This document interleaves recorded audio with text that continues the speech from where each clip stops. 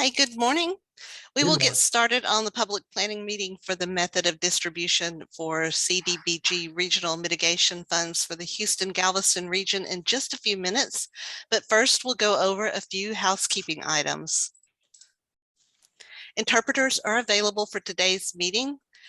ASL or American Sign Language interpreters will be on camera and interpreting throughout the meeting, and Spanish, Vietnamese, and Mandarin interpreters are also available throughout the meeting. If you need access to one of the spoken language interpreters, click on the interpretation button and choose a language on the toolbar on your computer. On your mobile phone or device, click on the three dots at the bottom of the screen and choose language interpretation on the meeting. I now invite the interpreters to introduce themselves. Jackie? Hi, I'm Jackie DePasquale. Happy to be here today. Thank you. Patricia? Good morning. My name is Patricia Cardona Zapata. Thank you for having me. Thank you. Helen?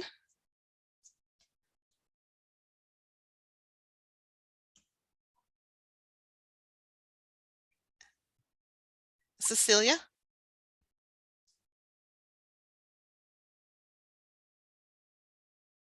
And Antonio?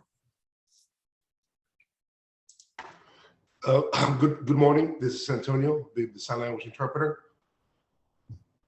Thank you. Thank you. As a reminder, this meeting is being recorded, and we ask that you keep your microphones muted during the presentation. You will have a chance to unmute and ask questions or make public comments during those portions of the meetings. The mute and unmute button on your computer is on the left side of your toolbar. If you are on your phone, you can dial *6 to mute and unmute. An automated closed captioning is enabled. You can click on live transcript to turn it on or off on your computer. If you are on a mobile device, you will find your mute and unmute button at the bottom of the screen, and you can enable and disable the closed captioning by clicking on the three dots on the bottom of your screen and choosing View Full Transcript on the menu. Thank you. Now we will begin the meeting. Thank you, Andrea, and good morning, everyone. My name is Jeff Table, and I'm the Director of Community and Environmental Planning at the Houston-Galveston Area Council. I will be leading our discussion today. As you can see on our agenda, I'll be giving you an overview of the process by which we will be developing a method of distribution for community development block grant mitigation funds to local jurisdictions within our region, and how these funds can be used to develop mitigation projects to lessen the impacts from future disasters. After my presentation, we'll provide you an opportunity to ask questions. These questions are of information presented in this presentation and some of the points I'm going to go over. We also give you an opportunity to provide comments at the end, which are more statements on what you've heard or other things you want to make sure that our board of directors can consider in adopting a preliminary draft method of distribution.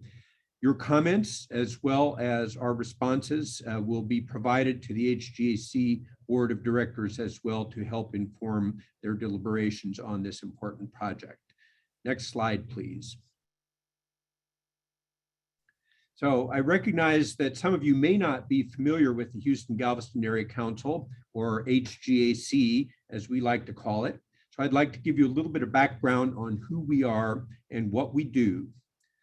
H-GAC is a regional council of governments that covers 13 counties and 134 cities that is shown in the gray map on the left. So it's basically Harris County and 12 counties surrounding that area. We are governed by a board of directors that is comprised entirely of elected officials from the 13 counties, all cities over 25,000, as well as elected officials from smaller home rule and general law cities and independent school districts. In addition to being a forum for cooperation and coordination, H-GAC administers many programs of import to the region, including transportation planning, workforce development, and disaster recovery and resilience, which is why we are here today. The Texas General Land Office is the state agency responsible for allocating federal community development block grant mitigation funds to local jurisdictions. These funds come from the Department of Housing and Urban Development, or HUD, as you may see in future slides. And basically, the General Land Office has enlisted the help of regional councils such as H-GAC to develop a method of distribution for these funds. We believe this is a very good approach and are supportive of the partnership we've had with the General Land Office, because regional councils, we believe, are uniquely positioned to take a regional perspective on mitigation needs and are answerable to local officials and their constituents. So this is not a one-size-fits-all proposition throughout the state. We are permitted flexibility in how we structure our method of distribution, so long as it fits within the guidelines that are established by the General Land Office and the Federal Department of Housing and Community Development. A little bit more on that in a minute. I'll also add that H-GAC has substantial experience in this area. This will be the fourth method of distribution that we have developed for this region, having previously prepared 2 of them for Hurricane Ike and a third one for the first round of Hurricane Harvey funding, which was called the Disaster Recovery Program. And we are assisted by a subcommittee of our board of directors called the Water Resources Committee, which includes broad representation from across our region. As you might imagine, it is a big task to determine an appropriate, equitable formula among all these local jurisdictions, but we want to make sure that as a whole, look from the regional level, we are making sure these funds have the maximum impact for the maximum number of people and can really make a difference in how how much mitigation of future disaster risk we can achieve with this funding amount. Next slide, please. So forgive the complicated flow chart, but I want to show you all where we are currently in the process. So we received our contract from the General Land Office in December. The first step of that process was to develop a citizen participation plan. This public planning meeting is the first step in receiving that public input. So we are at the box delineated by the red arrow there. What will happen after this is we will take the input that we received today to inform our Water Resources Committee and board in the creation of a preliminary method of distribution that we will submit to the General Land Office for approval. At such time, the GLO can either conditionally approve our mod or require any modifications that they see fit. Once the GLO has approved a mod, we will post it for public comment. And this is an important distinction that I will revisit in a little bit in my presentation. So today we are not going to be talking about the allocation formula. We're going to talk to you about some proposed options that we have been considering with our board Water Resources Committee, at which time they will forward a recommendation to the board, which we will then submit to the General Land Office. But the actual review of the formula and all the aspects of the method of distribution will have a separate and more extended public comment period. Well, you will get to see our math, as it were. Once the GLO has completed their review and conditional approval, we will also take the allocations that will occur for each jurisdiction and make sure that they actually have projects that they can do. Another important point of distinction here is this is not a grant program. H-GAC is not going to be funding individual mitigation projects as a result of this process.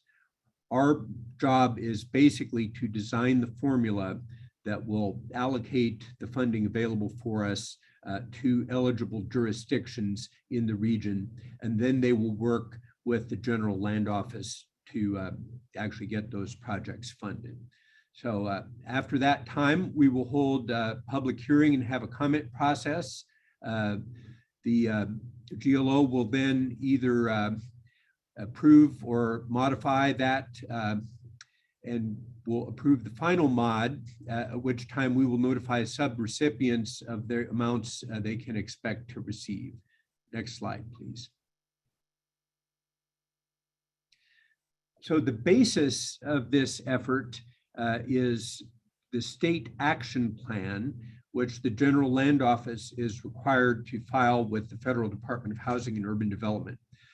The state action plan basically sets forth all the parameters that will be followed by H-GAC in developing its draft method of distribution. There was an earlier plan submitted and approved back, I think, in 2019, but in 2021, the General Land Office made a significant amendment to that plan, and it is currently not approved by the Federal Department of Housing and Urban Development. They had identified some additional information they needed with the General Land Office, and we have received guidance that even though that final approval from HUD, as we call it, is not yet here, we should go ahead with our mod process so as not to delay things. Next slide, please.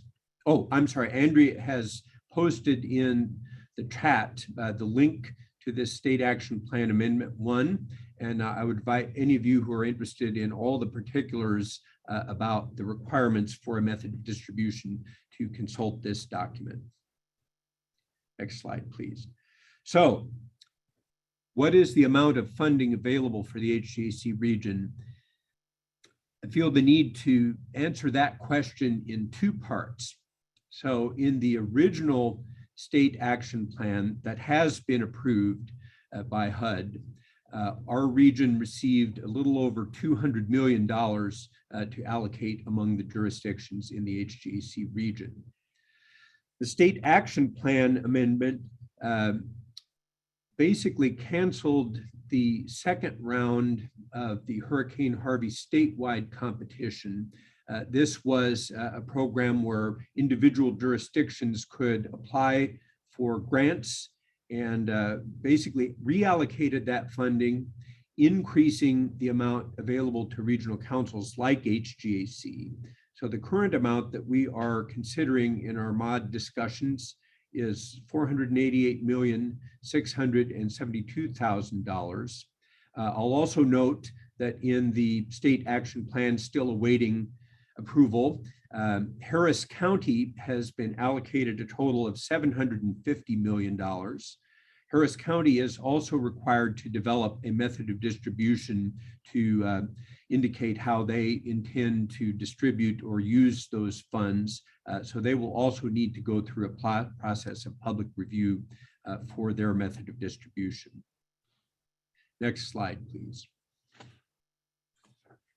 So eligible entities, as I mentioned before, this is not a grant program where H-GAC will be funding specific projects.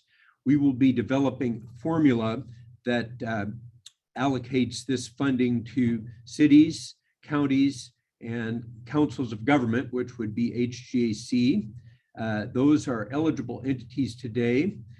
We may also seek a waiver that would permit an allocation to various types of special districts, such as municipal utility districts, ports, river authorities, and the like.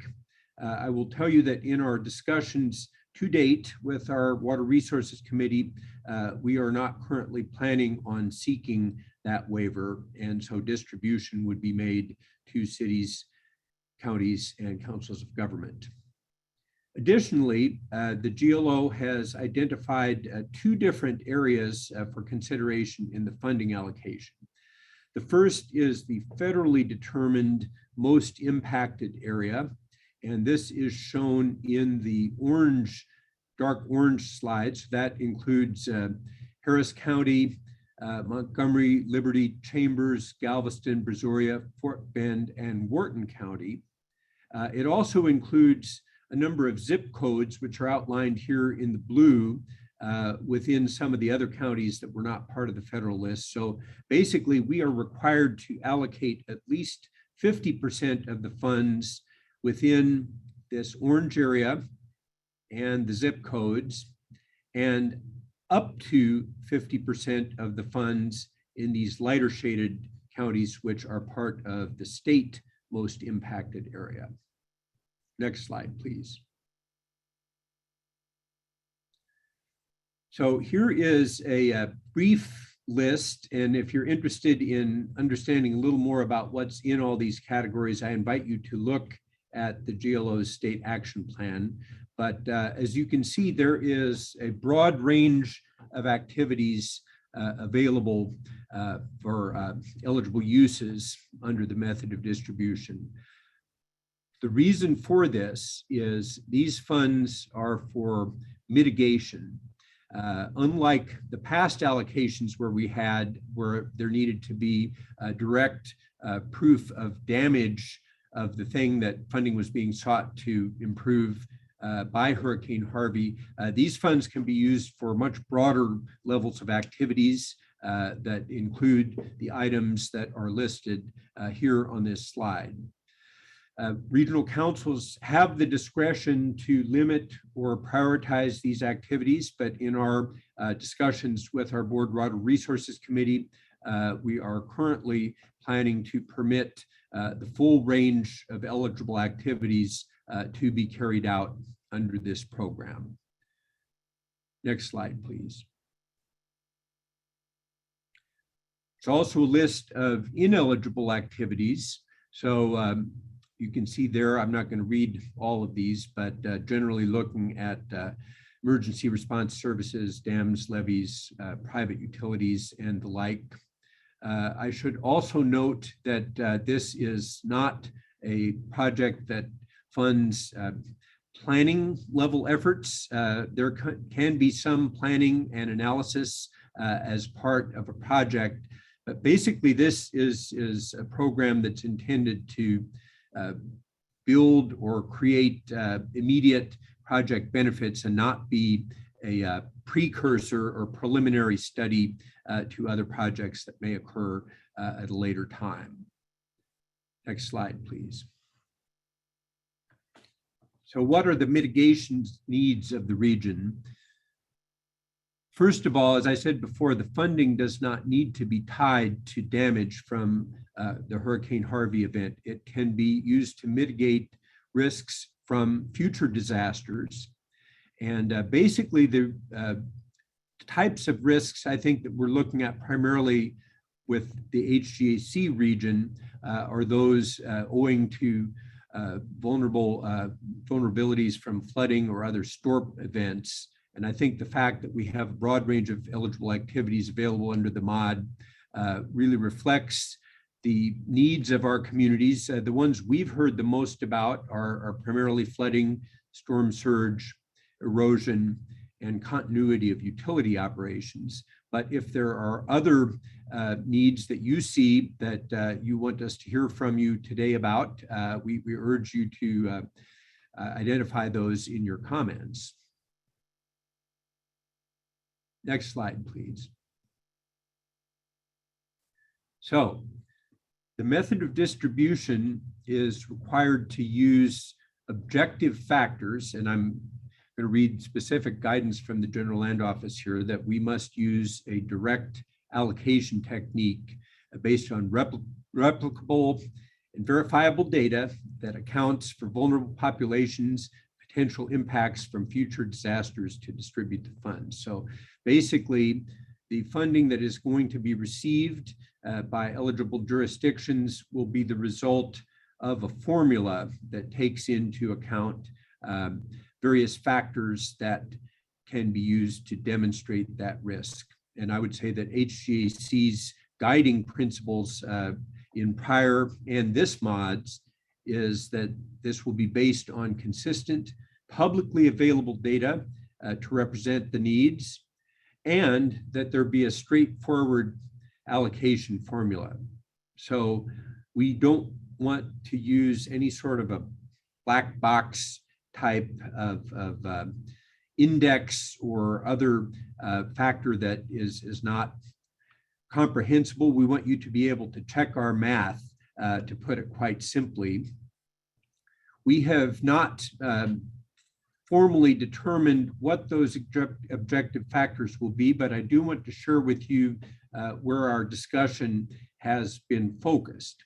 Next slide, please. So we've been looking at two categories of data from the Federal Emergency Management Agency.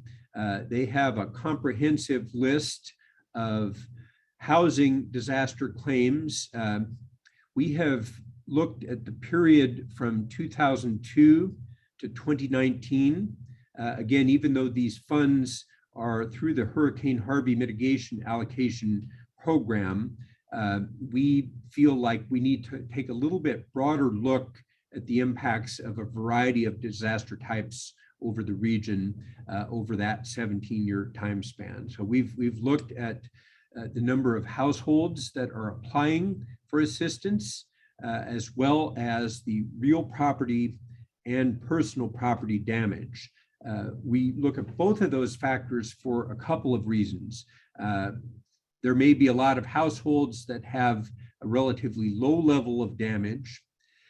Similarly, there may be some very high value properties that are damaged because they're more expensive properties, but may not indicate that there's a lot of perhaps lower income households that have received lesser amounts of damage because the property values were less. So we feel like a combination of these two factors can give us a good cross-section of the types of damage that communities have been experiencing over this time. Second factor we're looking at is the percentage of low to moderate individuals in those jurisdictions, or the number of low to moderate income individuals in those jurisdictions. What I mean by low to moderate income is below 80% of the area median income. And finally, we've been looking at population within the floodway and the 100 and 500 year floodplains. And we think this is a good indication of perhaps future resiliency issues. So we've got a lot of historical data, but we also know that there are folks living in these floodplain areas that may be at risk in future disasters that would not have been fully reflected by the past disaster claims. We also are examining what, if any, weighting we might want to give any of these factors as well. So we have the option of considering this information or other factors and applying appropriate weights to each to come up with our final formula. Next slide, please. This slide is basically going to summarize what we have discussed with our Water Resources Committee. So again, I want to stress that we do not have a formula to present to you today, but we felt it was important to let you know the thinking and discussion that has occurred so far. So the General Land Office has a requirement that any jurisdiction receiving an allocation through our method of distribution must be a minimum of $1 million. The rationale for this is that it's difficult to have a flood mitigation project, particularly if it's some sort of an infrastructure investment that would have a significant impact for lower than that amount. We are authorized to seek a waiver to that, to reduce that minimum amount if we can justify it. Thus far, we have not examined that waiver option, but I would say that we would probably be looking at if there were any communities that were right on the cusp of that $1 million threshold that could justify having a slightly lower amount, but our initial discussions have pretty much focused on keeping that amount as it is. If that is the case, the 1 million, the cities receiving allocations of less than 1 million would be rolled up into the totals of the county where the city is located.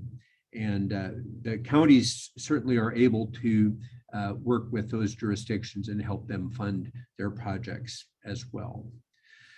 We also have the ability to set a base allocation amount for both the HUD and the state most impacted counties.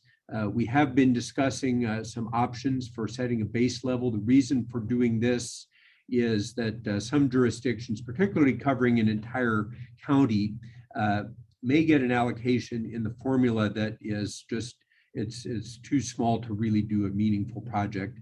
And again, looking at the regional perspective and trying to make sure we can make the greatest impact with these funds that we can, we want to make sure that the counties have some reasonable base amount that they could do a project that's meaningful. These next two things I want to spend a little bit more time on. One thing that we have been discussing with the committee is not including a direct allocation for the unincorporated portions of Harris County, and possibly considering a different approach to allocating the sheriff for the cities within. I think the reason for this is twofold. First of all, considering the fact that Harris County has received an allocation of $750 million already, which is considerably more than we'll be receiving for the remaining 12 counties and all the jurisdictions. As I mentioned before, Harris County will be required to develop its own method distribution for that fund. And the other thing is, we had a lot of cities and communities that were not funded in that first round of the state competition. They have not received any funding assurances yet in this disaster mitigation round. And so just giving them a little bit more of an opportunity to participate in this increased funding amount, we think might be a more equitable way of addressing the needs at a regional level. We're also considering establishing a specific allocation to H-GAC to fund regional and urgent need projects. And again, the rationale for this is a lot of communities were expecting that second round of statewide Harvey competition, which now does not exist. We're aware of some regional projects as well as some localized urgent need projects that we would like to have the ability to work with through this allocation process. But I'll note that the formula that we submit is just going to be that allocation number, and H-GAC would be responsible for certifying any projects that we would seek to include for funding consideration under that amount. Final thing, the current requirement of these funds is that 50% of the funds must be spent on projects that benefit areas with 51% or higher low to moderate income population. Let me say that again. 50% of the funds of projects must go to areas benefiting 51% low to moderate income population. So our percentage we have to meet is based on the funds, but the actual low to moderate income benefit is based on the areas served. We are going to request a waiver to lower that amount to the regional low to moderate income average of 44%. And the reason why is particularly on projects that are looking at improving drainage at a watershed level, it can sometimes be difficult to get that area find an area that is over 51%. And so what could happen is maybe that watershed-wide project that would benefit considerable numbers of low to moderate income individuals would be ineligible just because of the way the geography lies.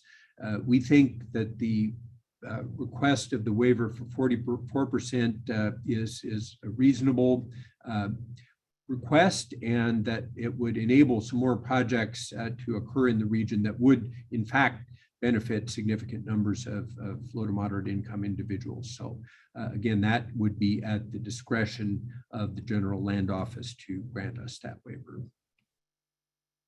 Next slide, please. So I'm going to give you a tentative schedule, and I want to stress that this is subject to change, but we are going to hear from you today, hear your initial comments. We have a Water Resources Committee meeting scheduled on Wednesday, February 9th at 2 p.m. I'll give you some more details about that. So our Water Resources Committee of our Board of Directors is going to listen or review the comments. I know some of them are on this call today. And we are hoping to have a proposed preliminary mod formula to present to our Board of Directors for adoption on February 15th. We've been advised by the GLO that review of that preliminary mod, as we call it, could take up to 2 months. We're hoping it might be a little bit faster than that, but at such time that the General Land Office either approves our method of distribution or gets back to us with required modifications, we will then open a formal public comment process on the mod. So I want to really stress today, we want to get your initial reactions and comments that can help inform our Water Resources Committee and Board's deliberations. We will not be presenting a formula today. And in fact, we cannot present a formula to review until GLO has approved it for public review. But please rest assured that once that formula has been developed and authorized, we will have extensive public comment opportunity.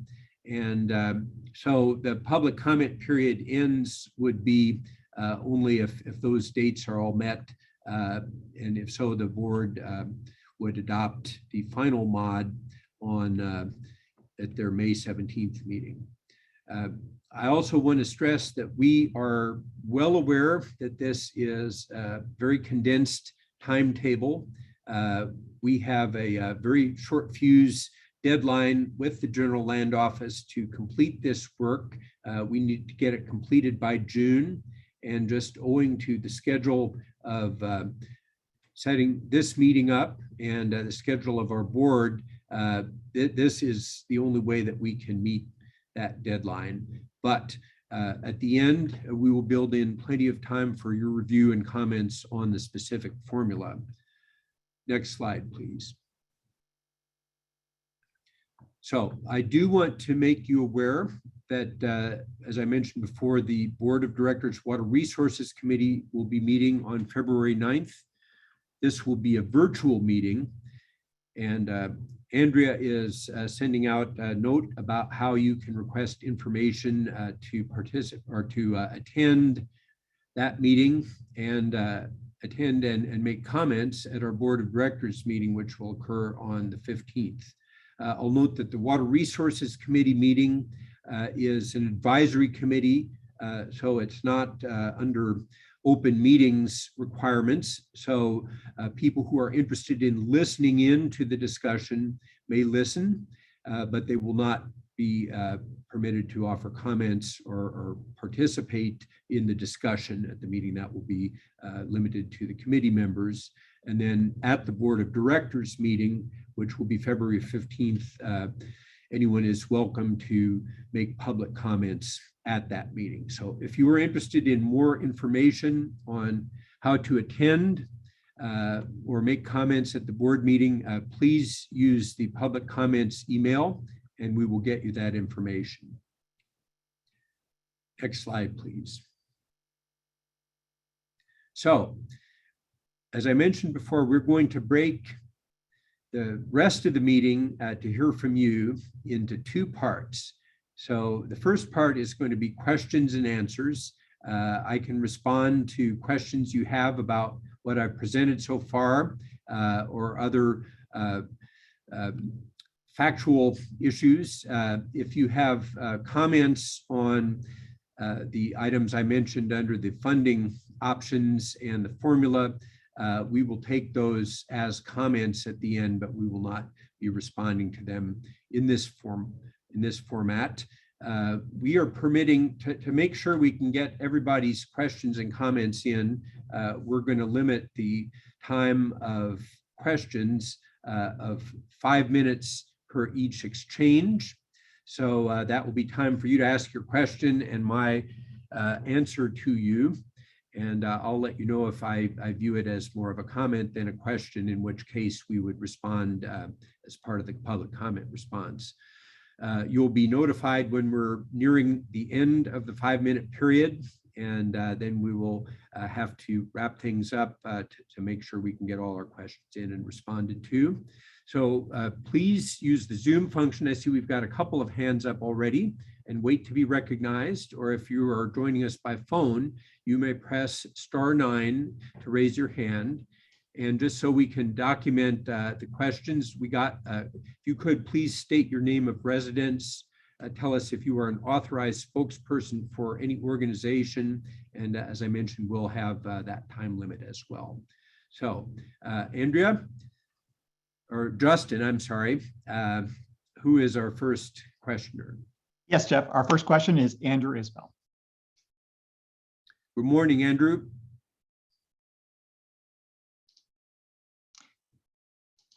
Andrew, you're still muted.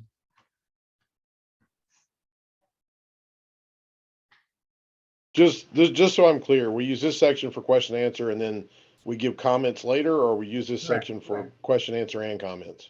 Question and answer, and then we're going to have a separate comment section.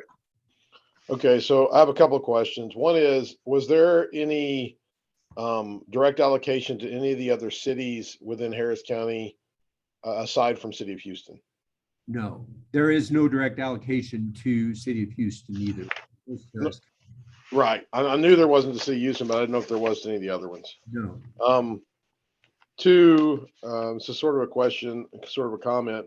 If LMI is going to be considered with the mod, will areas with higher LMI have an increased LMI threshold for their projects? If I understand the question, no. The LMI threshold for a project is 51% of the beneficiaries of the project must be LMI, and the numbers I talked about in the potential waiver request are for funding, but the LMI threshold is 51%. So a jurisdiction in the aggregate would have to hit either the 50 or 44% of projects benefiting 51% or more. There isn't any variation in the project beneficiary number. Okay, so as a follow-up, you said in aggregate, so each project wouldn't necessarily have to be 51% as long as our allocation, our expenditures in the allocation met the 51%. True? Sorry to make this so complicated, the expenditures must meet 50%. So if you had, I guess the way to think about it is if 51% of your 50% of your projects served 51% LMI, that would meet the threshold. The LMI beneficiary is a pass-fail, if you will. It's either over 51 or it's not. It's not aggregated, but the funding is. Okay, great. Let's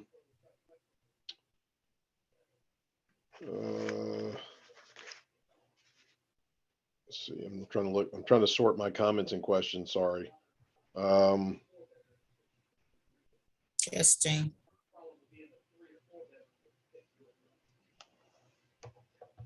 I think that's it. I think the rest of my stuff's going to fall in the comments area. All right. Well, oh, Open for, no,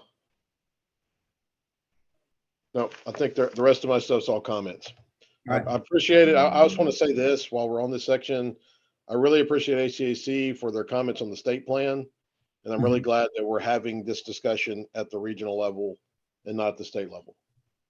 Thank you. Jeff, our next question is from Mr. Shashi Kumar. Morning, Shashi.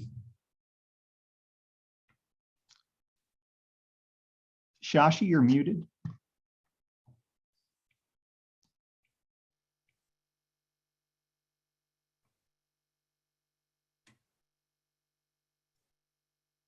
Shashi, we can't hear you.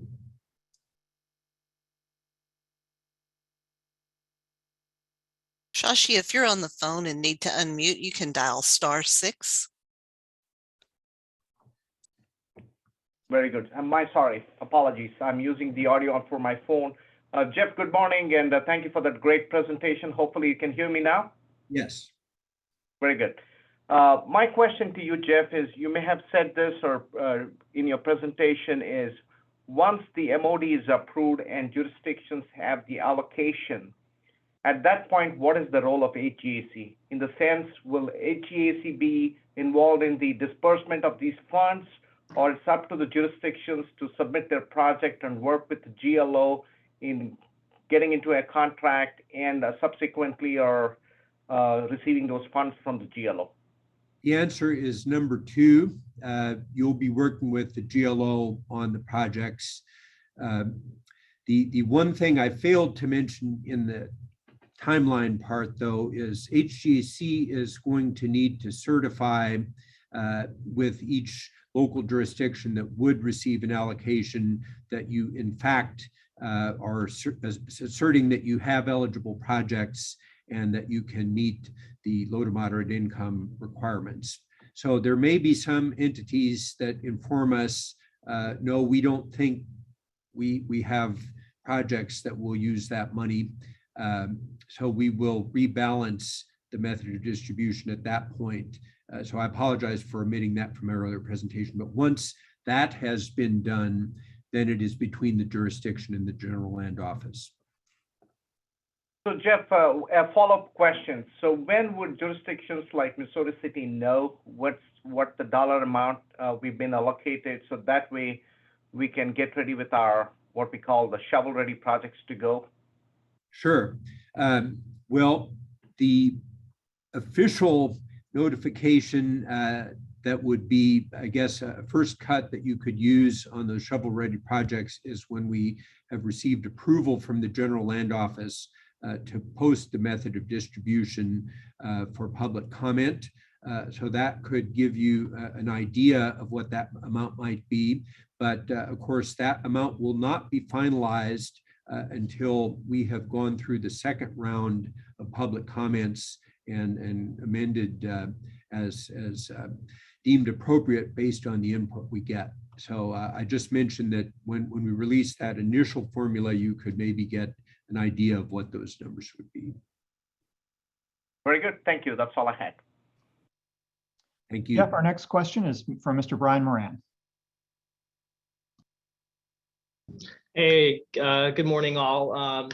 Brian Moran. I'm with the City of Baytown, and I do have 2 questions. The first question being, is the allocation for the impacted jurisdictions, is that based on the $488 million?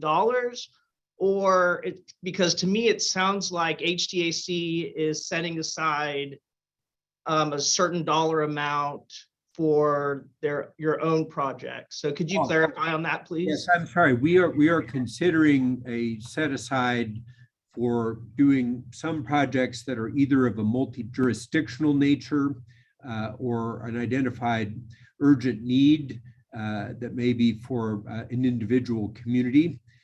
So that, as I said, we're not discussing the formula today. So there may be set aside included. That would also require a general land office approval. If that were the case, the allocation would come to H-GAC and would be, we would have to work with individual jurisdictions or consortia of jurisdictions to pass that funding through. And to follow up, have those projects been identified yet? We have a list of, we as you may be aware, have maintained a list of priority flood mitigation projects that our board of directors updates frequently. And we have identified some potential candidates for that, but there's been no formal decision on allocating those funds under the mod. Okay, thank you. Jeff, our next question comes from Commissioner Henry. Morning, Commissioner. Good morning, all. This is Commissioner Henry, Walker County. Just wanted to, of course, iterate that Walker County is an economic disadvantaged county, and we've tried for grants on some other low-lying areas that flood and haven't been able to meet that threshold. Does that help us to reach a threshold because Walker County is an economic disadvantaged county? Well, the threshold requirements that maybe I'm not understanding the question precisely. The thresholds that we would be looking at in the allocation formula, what we're proposing to look at is the number of low to moderate income individuals in the jurisdiction. So I'm not sure if that's the same designation you're referring to as economically disadvantaged. Similarly, for the actual project eligibility, the threshold again is does the project serve at a minimum 51% low to moderate income households? But I'd be happy to visit with you offline, or if you want to send me some information on the designation you're referring to, because I'm not quite sure what you mean by economically disadvantaged. Well, just the bottom line is, of course, Walker County, most of our lands around here are either like 54,000 acres of federal land, and Sam Houston State University, as well as the prison systems. We're glad to have all that, but there again, we don't have we're designated as a poor county out of 254 counties. So I didn't know if that would move us up the list to help us to get some of that money once we put it in for the pot there. I don't believe we could include the non-taxable land aspect as a factor in the allocation. I think it's really got to be based on demonstrated disaster vulnerabilities and ability to serve low-income populations. Okay, appreciate it. That's my question. Thank you, Jeff. Jeff, our next question. Hey, Jeff, this is Andy Isbell. Following up on Commissioner Henry, just for the informational purposes, economic disadvantage, I think would maybe enter in upon this, may need to be a comment section thing, but it would enter in upon that designation as it's defined, would I think enter in upon vulnerability. It has to do with lower than average incomes, lower than average taxable property. There's several things that I think point toward vulnerability. Okay. I'll send you guys the information on that. Thank you, sir. Jeff, our next question is from Corby Alexander. I'm sorry. Thank you. It took me a minute to get unmuted there. I want to echo comments about our appreciation for what the work that H-GAC is doing. And again, I'm Corby Alexander, City Manager for the City of LaPorte. My question, I guess, piggybacks off, I think, questions from Baytown. And I believe there was a reference to an amount of money that I'm going to use the term set aside. Don't know if that's correct term for H-GAC projects outside of the communities that have been identified. So can you tell me a little bit more about how, I think you mentioned that there's a list that has already been identified. There Yeah. is a list of projects that the Board of Directors has updated over, I guess, the past 2 years.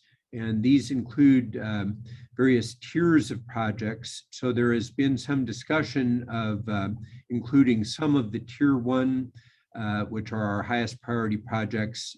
These are both multi-jurisdictional and identified urgent needs. And what we're defining as urgent need is, there's a dire community-wide consequence with no viable alternative way of mitigating. So we have had some discussions with the Water Resources Committee about projects that may be eligible under that program, but there has been no formal recommendation. And in fact, as we submit the method of distribution, we're not talking about any specific projects at that time. So if the General Land Office did approve a formula with an allocation to H-GAC, that would be a separate process of us certifying, identifying and certifying those projects.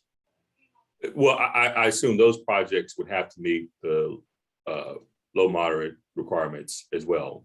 Yes, they would. Yeah. They would, similar to what Mr. Isbell's question, we would, or I forget who asked this, we would have to prove that our projects could exceed either the 50% or the 44% threshold of low to moderate income benefit.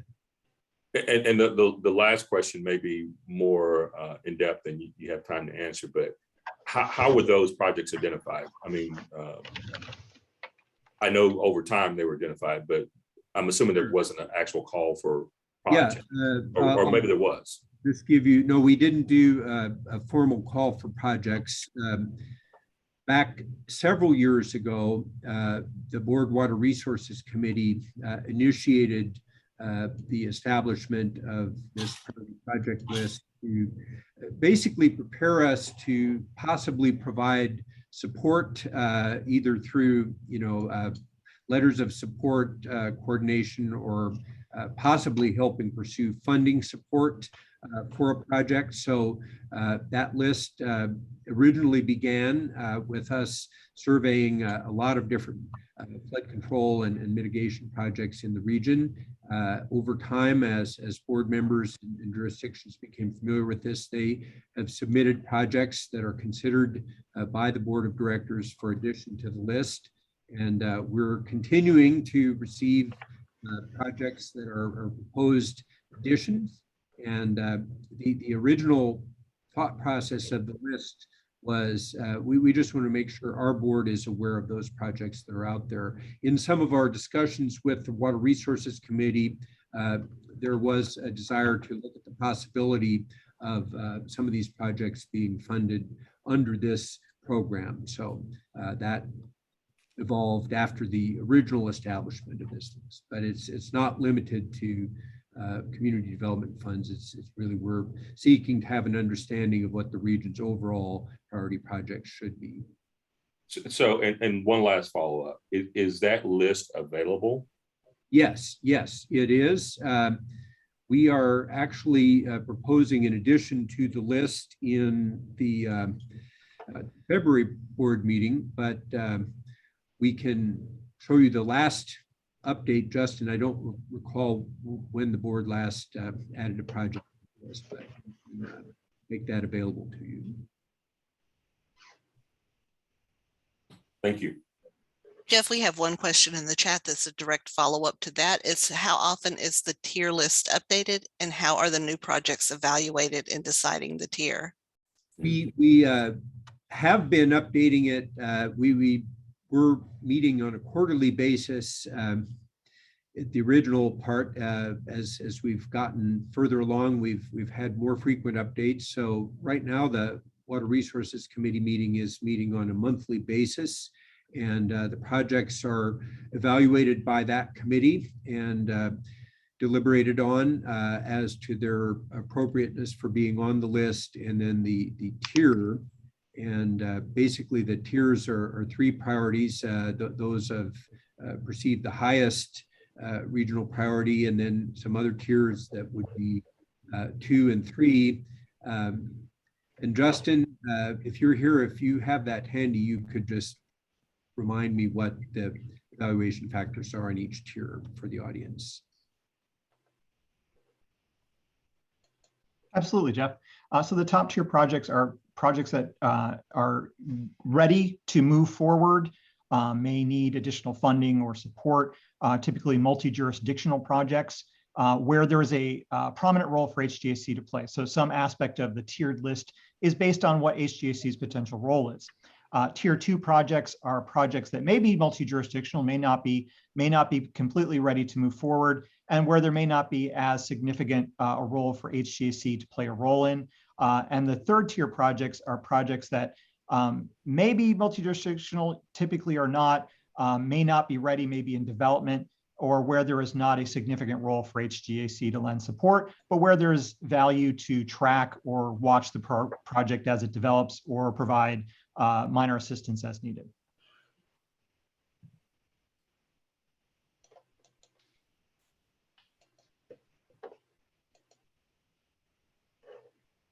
Jeff or Justin, there's another question in the chat directly related to the list. Is are projects that were declined when the GLO was handling this eligible to be submitted for consideration? Andrea, if it's okay with you, we have several people who have been waiting in the chat with questions. I've noted the questions in the chat, but Jeff, unless you have any issue, I'd like to go to the next person who's been waiting in with their hand up, and then we'll come back to these questions that have just popped up in the chat.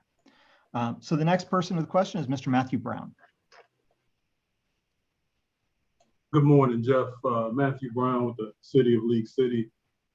Forgive me if you've already covered this, but I was wondering if you're able to speak to the anticipated timeliness of the funds being awarded from the time of letter notification. Just trying to anticipate conversations with citizens about having these funds awarded, but needing to wait to actually get these projects underway.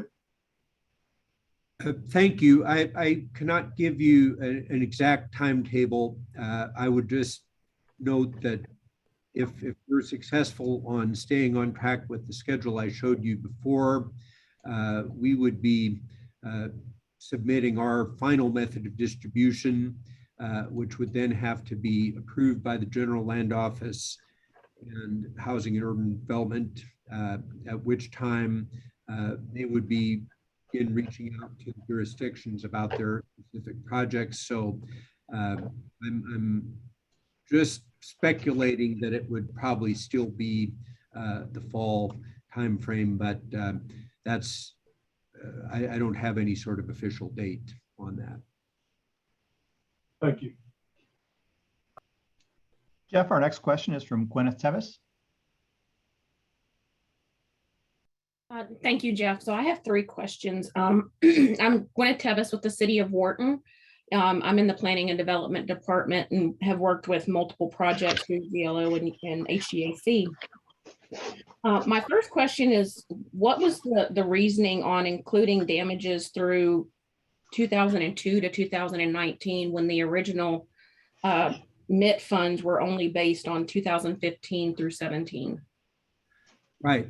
Well, since these are mitigation funds and not specifically decided or tied to any of those disaster events, we believed that it was important to have as broad a range as we could to not look at only damages that occurred during those events, but continuing mitigation needs and vulnerabilities for the region. So we thought having that wider expanse of disaster events to call the damage from would give us more a broader picture of what would occur. But again, I will note that those we've not adopted any formula yet. So if you want to come back in the comment period and give us any thoughts about that, please feel free to do so. Okay. My second question was, you mentioned earlier that you'll be checking with the jurisdictions and their funding. And if anybody decides they don't have projects or they're not going to be able to utilize those funds, how is that rollback going to be distributed?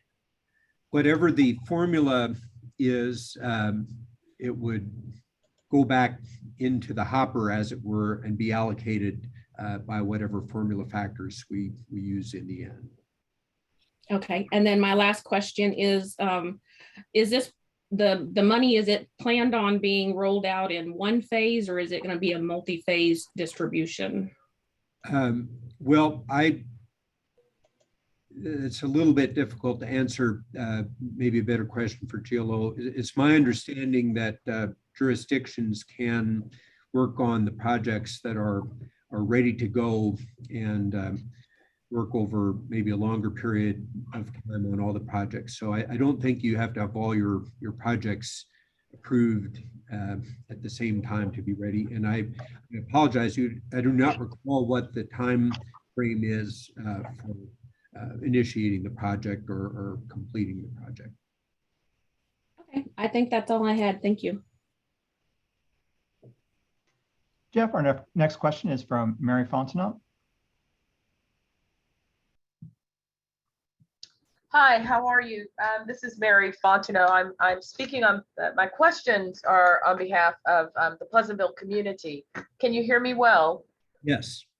Great. And I'm also with State Representative Harold Dutton's office, so wearing two hats, but I am a resident of the Pleasantville community. My two questions are, one, the Pleasantville community actually was supposed to have the drainage system taken care of before they ran out of funds. So they completed the first half of it, but they didn't complete the second half of it.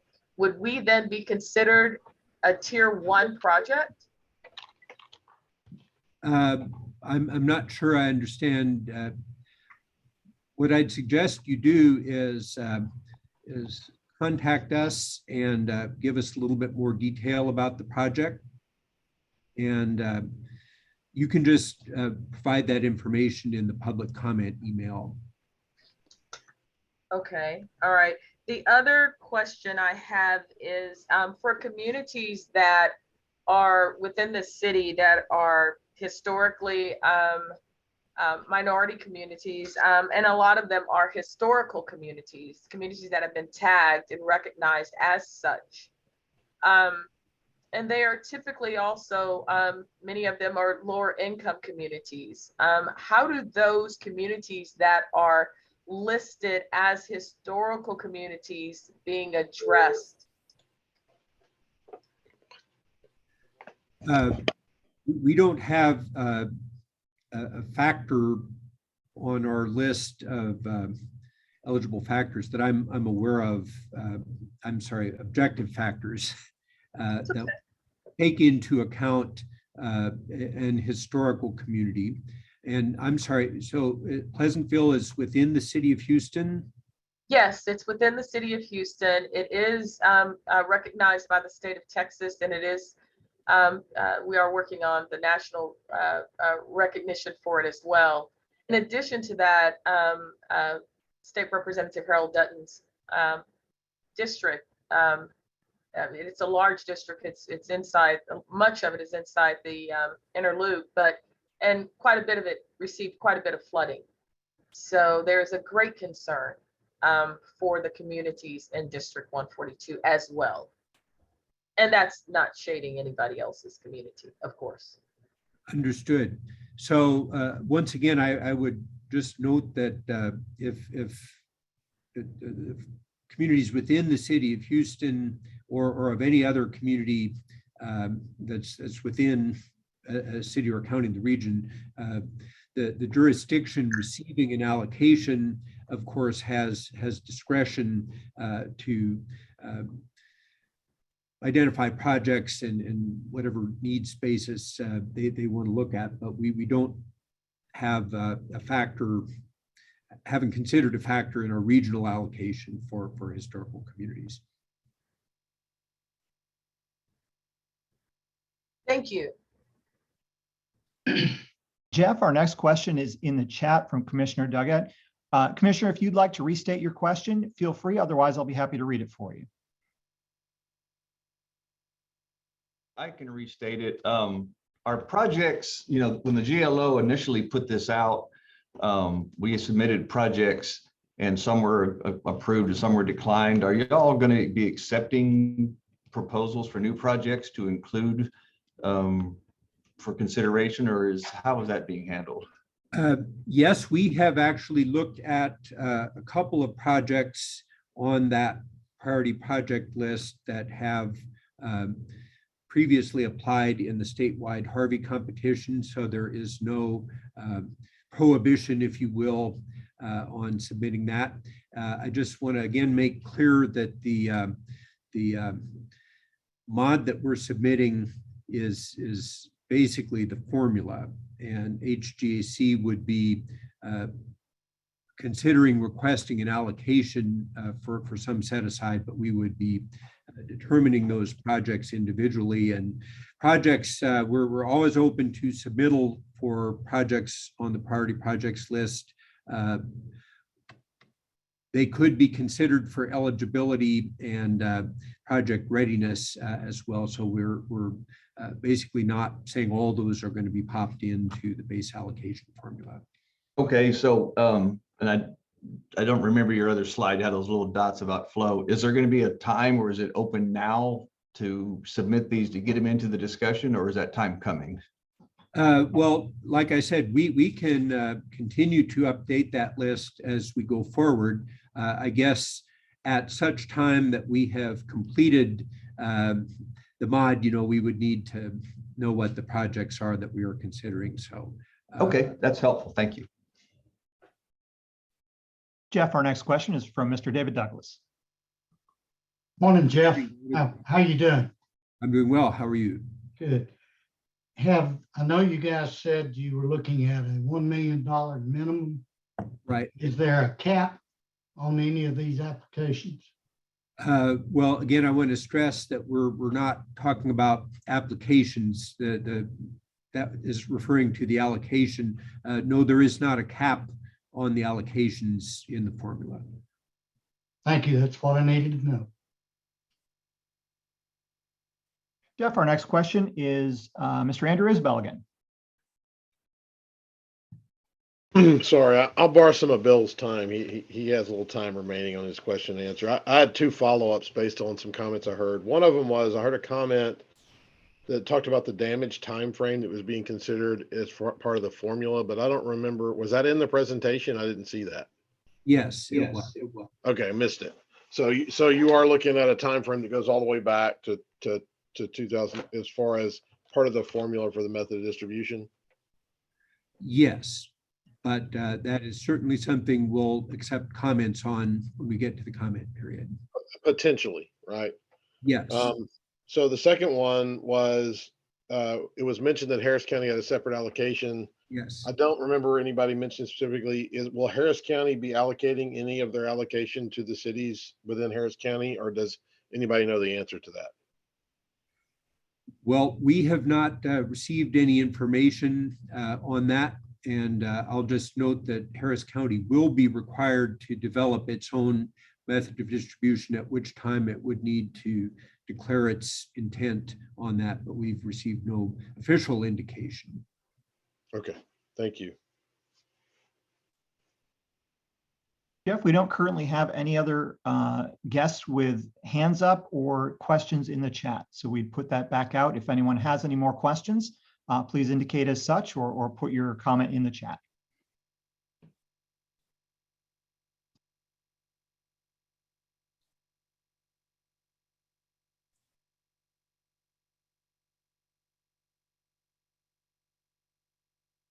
All right.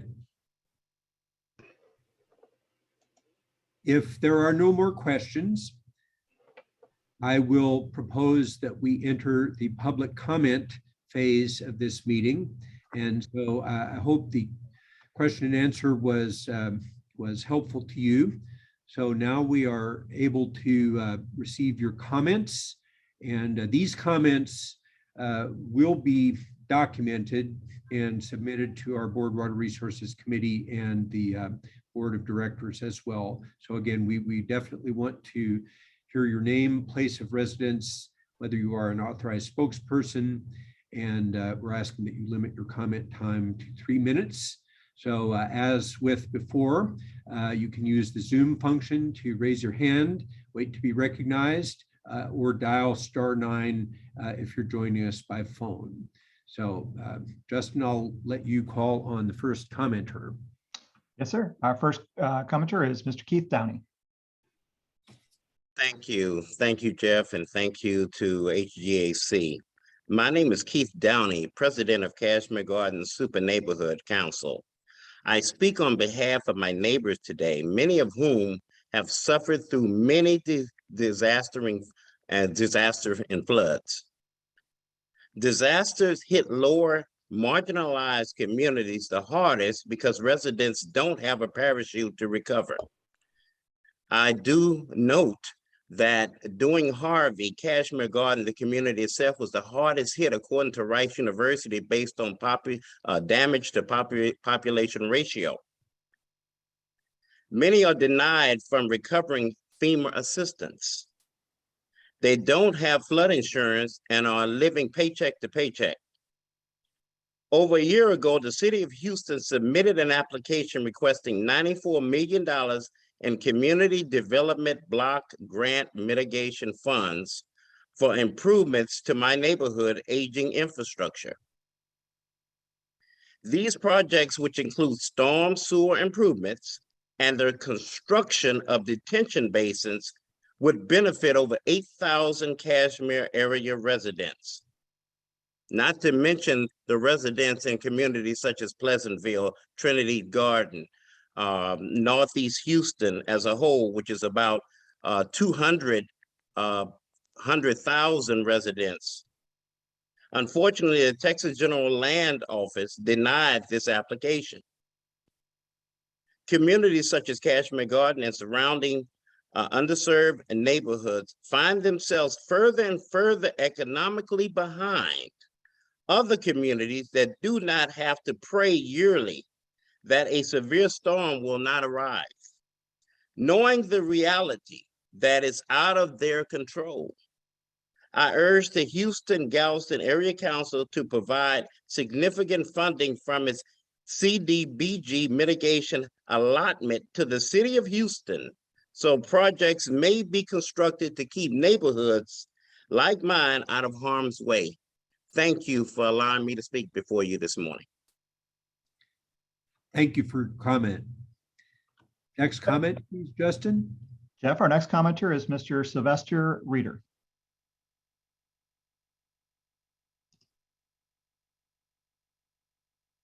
Mr. Reeder, if you're speaking, you are on mute.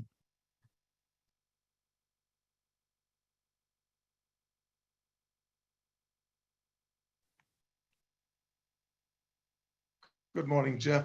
Very good presentation. Thank you. And good to see you again. I'm Sylvester Skip Reeder, a co-founder with Mike Burkew of Houston One Voice. We were engaged by TERS 20 to do a study of the Rufino landfill conversion to a detention basin. And also redevelopment of that property surrounding it. We have since, through the city, asked the state to TCEQ to review that study, and we found that we've determined that TCEQ has determined that the dispute household waste and not hazardous waste. We're going to present to TCEQ a Title IX request in the very near future. What we do understand in conversations and coordination with Harris County Flood Control is that this 150 acres detention is imperative to reducing the flood of 25 to 5,000 homes downstream of the Brays Bayou. And we believe that this is also one of the most crucial projects in our community to save that. because we've done the study and we know what we can do, there's also another piece of property, 150 acres downstream, that is the same size, same character, that will also save the flooding of some 2,500 to 5,000 homes downstream.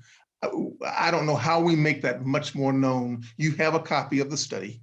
And if you don't, you can pull it up on HoustonOneVoice.org. And it gives you the consensus of the community, the size of the community, the demographics of that community. And I hope that will help. Thank you. Thank you for your comment. Jeff, our next commenter is Ms. Mary Fontenot. Hello again. Again, my name is Mary Fontenot, and before I go any further, I will state that my colleague Bridget Murray will probably also be speaking on this as well. But my name is Mary Fontenot, and I too am representing the Pleasantville area of Houston. I am speaking today on behalf of my neighbors, many of whom have experienced devastating flooding in the past. Over a year ago, the city of Houston applied for $98 million in community development block grant mitigation funds to construct projects aimed at improving drainage infrastructure in the port area. We are a port community. These projects would benefit over 70,000 Houston residents in my area. Sadly, the Texas General Land Office denied this application. I live in a historic neighborhood, which means the drainage infrastructure that was constructed years ago has deteriorated. Even as bayous and major channels are widening, the water pooling in my neighborhood can't find its way out. I urge the Houston-Galveston, sorry about that, the Houston Area Council to provide significant funding from its CDBG mitigation allotment to the city of Houston, so projects may be constructed to keep neighborhoods like mine and others out of harm's way. Thank you. Thank you for your comment. Jeff, our next comment is from Mr. Andrew Isbell.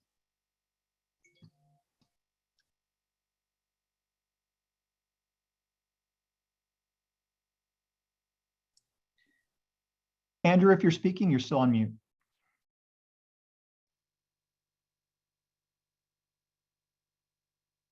Okay, well, why don't we go on to the next comment and we'll come back to Mr. Isbell. Our next comment is from Mr. David Johnson.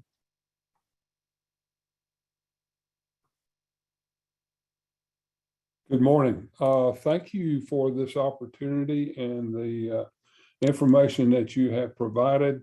A comment I would have was back to the LMI. Oh, let me address myself. My name is David Johnson. I am a citizen of League City. I do serve on H-GAC Flood Mitigation Committee. I'm also a member of the Dickinson Bayou Watershed Steering Team.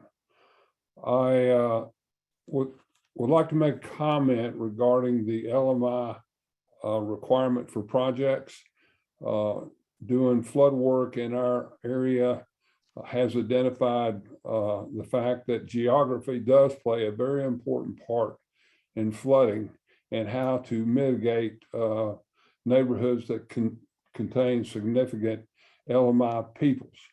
So from looking at the projects, we don't have the ability to move forward to help an area just due to the geography and the flow of water.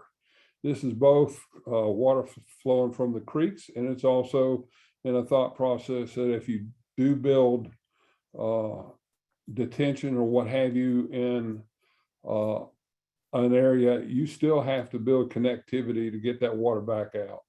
So geography is a very important role, and unfortunately, we don't get to determine where the water comes from or in these storms. So anyhow, some consideration for lower LMI for some projects would be appreciated. Thank you.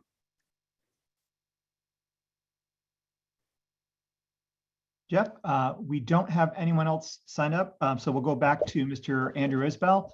Andy, are you there? I'm here. Apologize for that. Just having a little trouble getting the mic on. Can you hear me now? Yes, we can. Okay. So I had a few comments. One is going back to a comment that the commissioner made earlier. When you're looking at metrics for the mod, I think a valuable metric that's not fully represented in the current list would be median household income of the community. I know you're looking at low to moderate as the metric that's used by HUD, and then of course by GLO, but the data, it's a data set that exists, is published every year. TAC has all the data on their website. It's easy to access, and it's certainly a factor in resiliency and recovery.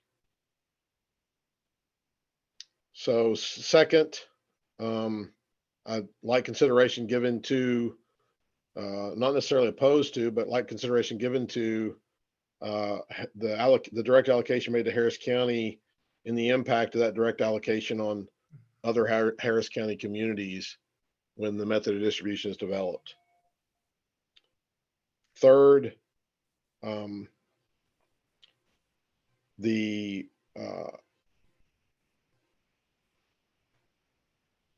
eligible projects.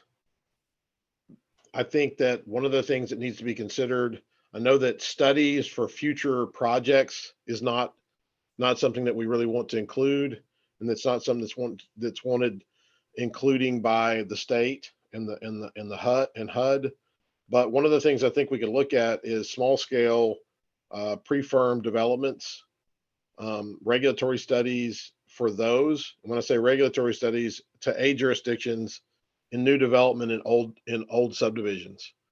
Those areas produce new construction especially in zone A's. And without updated data for those communities, you end up running in a hamster wheel on having new construction built without good data, and then having claims filed later on, and then having to raise houses in future grant cycles and those kinds of things. So I think those are direct impacts on new construction and regulatory programs. Those are not, pushing stuff off for us, a general drainage study for projects in the future. And like those types of projects to be considered for eligibility. Fourth, the population is being considered as far as the population in the floodplain, but considering mitigation of future damages and the recovery from future floods, I would like the region to consider in the method of distribution the land area in the floodplain. It try to find metrics related to land area in the floodplain, in the 500-year floodplain, and potential for development of those land areas based on growth. Those metrics are a little harder, but I think they're there because when you don't have good projects in areas where you have new growth occurring, that's the cheapest place where you can do projects to stop future damages and future issues. That's it. That's the comments that I had for today. Thank you.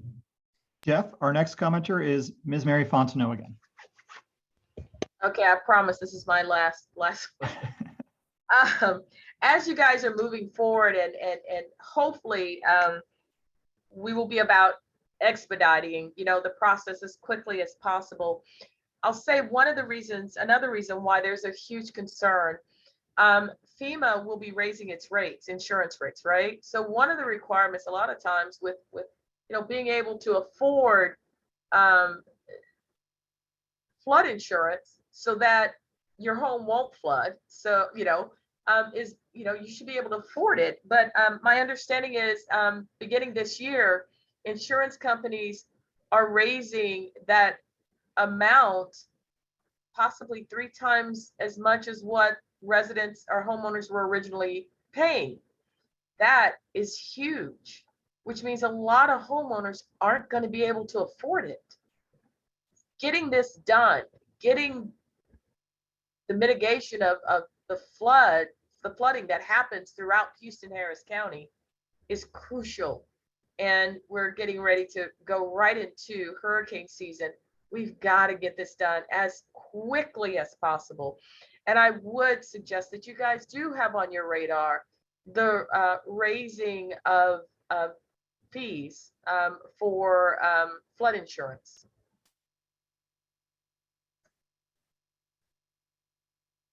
Thank you for your comment. Jeff, our next comment is from Mr. Brian Moran. Hello, everyone. This is Brian Moran, representing the city of Baytown. I do want to say that we are excited about the opportunity about potentially receiving an allocation for taking the extra steps to mitigate any future disasters for our community. I do have a quick comment just to state that we believe the money, the $488 million in the H-GAC mod would best be served. It's directly contributed to cities in the region. Thank you. Thank you for your comment. Jeff, our next comment is from Ms. Bridget Murray. Good morning. Much of what I would want to say has already been shared with you all, but I would like to highlight a few things. Inequity in flood protection is continued as long as FEMA requires the cost-benefit analysis be met, because it continually leaves communities like ours behind. Yet individuals with little to no recovery resilience continually suffer from recurring disasters.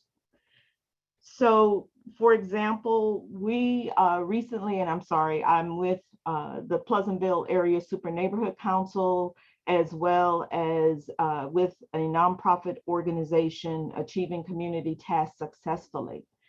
And in ACTS, which is our acronym, we actually completed a disaster recovery resilience survey in June of 2021, looking at zip code 77029, which is about 2 miles from the administrative offices for Port Houston. And unfortunately, 60% of the individuals that were surveyed stated that they still have not fully recovered from either Hurricane Harvey or the Uri freeze. So as you can see, individuals in these areas, they don't have, as Keith mentioned, the poverty level, not having the dollars to be able to just pay for these repairs over and over. So it is very important to all of us that your organization consider how dollars that we could not get from the state that were allocated for the disaster here in the city of Houston, Harris County area, that they be used to, and even look at some of the shovel-ready projects that the city of Houston identified when they submitted their proposals to the GLO. So we do need the assistance. Our neighbors are always battered during these disasters because the expectation is they're the last in line. And it's unfortunate that that is the story that is repeated over and over. Thank you.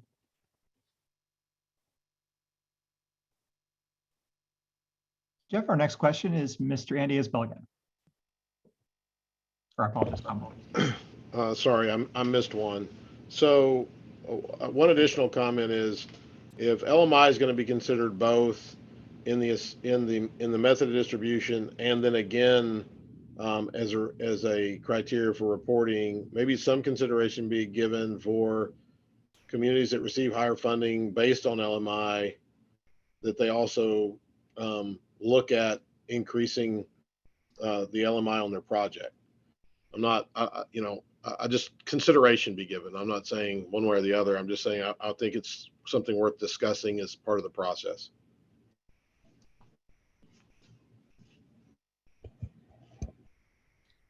Jeff, we don't have any other commenters signed up or in the chat, so we will ask you all, if you are interested in making a comment, please indicate as such by raising your hand or putting something in the chat as a message. I have Miss Larissa Ramirez.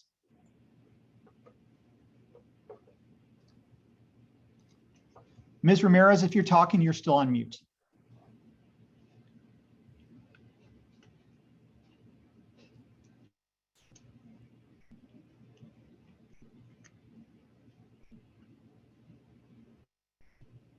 Ms. Ramirez, you're still on mute. We can't hear you. I'm going to go to the next commenter, but we will come back to you. Ms. Tanya DeBose. Thank you. So I wanted to ditto what Bridget Murray said, as well as Mary Fontenot. I am in the community of Independence Heights, where we flood very often. Over 90% of our community is in a flood zone. And so I would hope that whatever funds are being distributed, they would be distributed in an equitable manner, and that you all would consider the people at the very, very local level to be able to speak and share what they're going through, so that it might inform your decision about how these funds are being used. And we will have several people who will be getting on. So thank you very much, but I want to go on record making sure you understand we ditto what Mary and Bridget Murray have said. Thank you. Thank you. And Jeff, I'll go back to Ms. Ramirez. Ms. Ramirez, if you can hear me.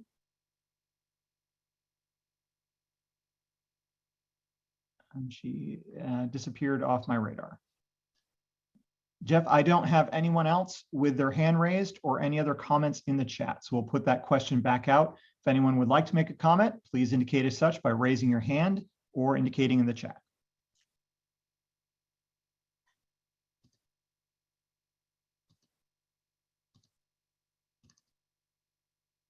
Mr. Isbell?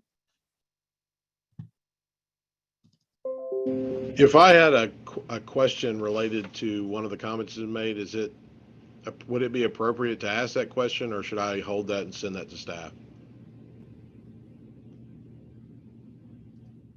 Sorry, now I'm muted. Yes, we're not responding to questions or questioners in this period. Okay, very good.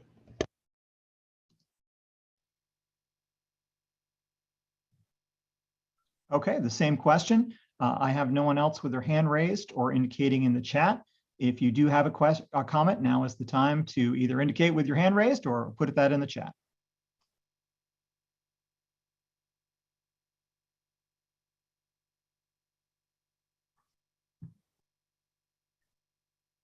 Hey, Jeff, I still have no indications in either area. All right.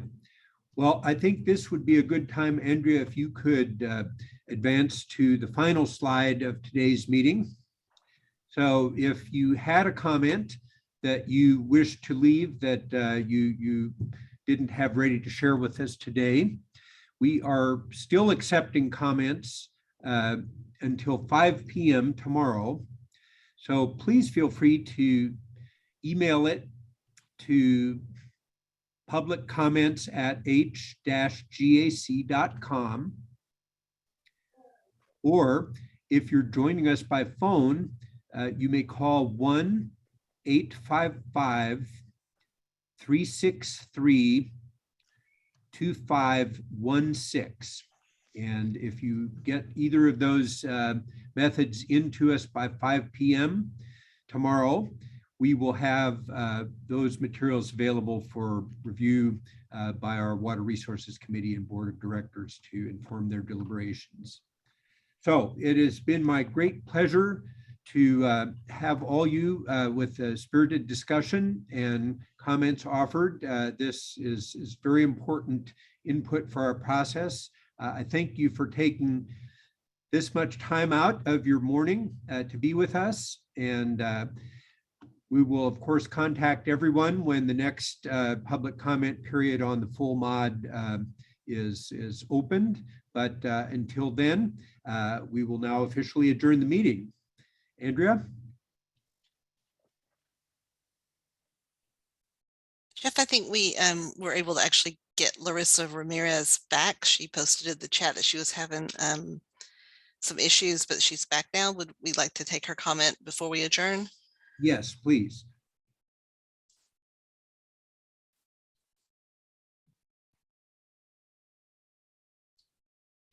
Larissa, did you want to unmute and make your comment, or is the chat sufficient? Oh, she's still having audio issues. Her chat, I'll read it out of the chat for her. She's Larissa Ramirez, resident of League City, would like to agree with David Johnson's comment that geography plays a large part. Thank you. Thank you, Ms. Ramirez. So Andrea, I will ask you to close today's meeting and thank you all for your participation.